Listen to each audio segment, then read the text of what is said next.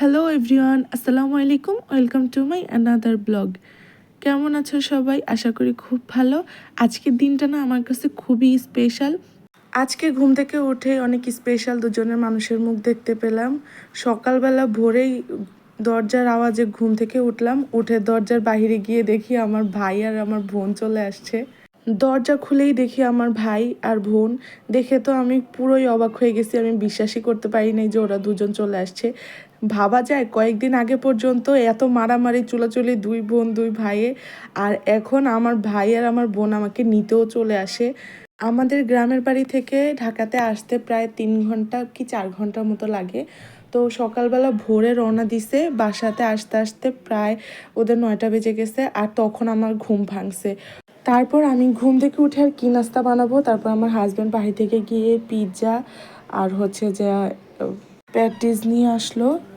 ওইগুলাই আমরা সবাই মিলে বসে খেলাম। তারপরে দেখি কাঁচা আম নিয়ে আসছে, তো কাঁচা আমগুলো আমি কেটে নিলাম। টক জাতীয় খাবার না সবাই মিলে বসে খেতে খুবই মজা লাগে, একা একা খেতে ভালো লাগে না। এই হচ্ছে আমার ভাই।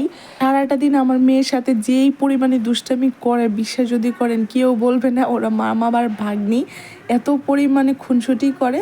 তারপরে হচ্ছে আমি ওদেরকে নাস্তা পানি খাইয়ে রেখে তারপরে চলে আসলাম রান্নাঘরে রান্না করার জন্য। আসার সময় গরু মাংস নিয়ে আসছিল, আমি গরু মাংসগুলো কেটে ধুয়ে বেছে পরিষ্কার করে রান্না করতে বসিয়ে দিচ্ছি। প্রথমে রসুন, তারপরে আদা দিয়ে দিলাম, তারপরে হলুদ দিচ্ছি, তারপরে দিয়ে দেবো হচ্ছে গরম মশলার গুঁড়া, তারপরে দিয়ে দিলাম জিরার গুঁড়া, তারপরে হচ্ছে ভোরের তেল দিয়ে দিলাম। তেল আমি অল্প একটুই দিছি, বেশি দিই নেই কিন্তু কিন্তু এইটাই আমি যখন রান্না শেষ করব তখন দেখি এত পরিমাণে তেল হয়ে গেছিলো। তারপরে হচ্ছে আমি এটাকে হাতে ভালো করে মেখে দিয়ে দিতেছি। গরু মাংস হাতে মেখে রান্না করলে কিন্তু খুব মজা হয়। আমি কিন্তু সব সময় গরু মাংস হাতে মেখে তারপর রান্না করি। আর এই রান্না করতে মাখতে গিয়ে হাড্ডিটার ভিতরে এত পরিমাণে হাতটা লাগতেছিল। তারপরে হাড়টাকে একটা সাইড করে রেখে তারপরে ভালো করে গরু মাংসটাকে মেখে নিচ্ছি। এইটা যতক্ষণ ভালো করে মাখবো একটা অনেক সুন্দর স্মেল বের হয়ে আসে। প্রায় অনেকক্ষণ ধরে মাখামাখি করলাম, করে হালকা একটু পানি দিয়ে দিলাম, দিয়ে এবার হচ্ছে ঢাকনা দিয়ে ঢেকে রেখে দিছি। আর এই যে গরু মাংস থেকে অনেকটাই পানি বের হয়ে আসছে। এটা এই পর্যায়ে প্রায় 50% হয়ে গেছে, আর আমি কষাতে কষাতে প্রায় 80% পর্যন্ত মাংসটাকে সিদ্ধ করে নিব। অল্প আছে অনেকক্ষণ ধরে রান্না করলে গরু মাংসটার টেস্ট এমনিও অনেক ভালো হয়ে যায়। তারপরে অল্প একটু মাংস উঠাই নিচ্ছি ছোট ছোট পিস দেখে, যেগুলো সিদ্ধ হয়ে গেছে পুরোপুরি। এই কষা মাংস খেতে কিন্তু বেশ মজা লাগে। আমি সবসময় গরু মাংস রান্না করলে অল্প একটু আমার হাজব্যান্ডের জন্য উঠায় রাখি বা আমিও খাই।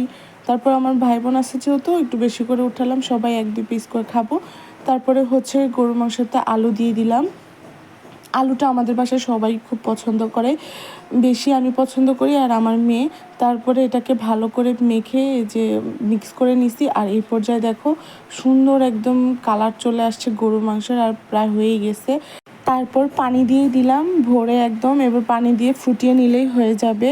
আর আমি যখন বয়সটা দিচ্ছি তখন না এত জোরে বৃষ্টি শুরু হয়ে গেছে। এই তো ভরে ভরে একদম পানি টানি দিয়ে দিচ্ছি, আর একটু লাগতো ওটাও দিয়ে দিলাম।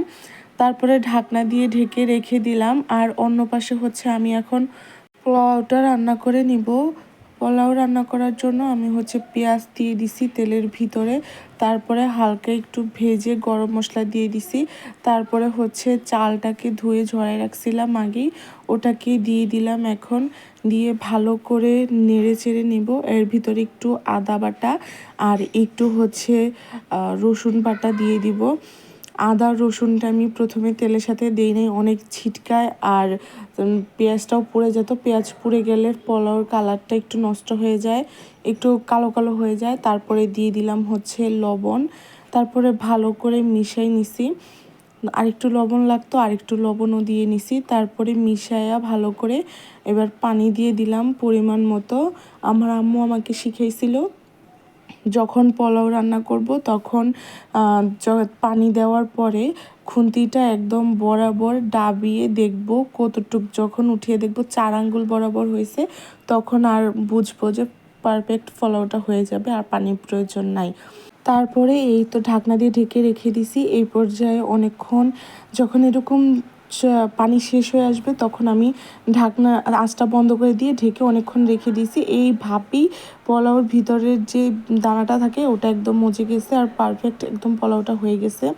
আর এই হচ্ছে গরু মাংসটা।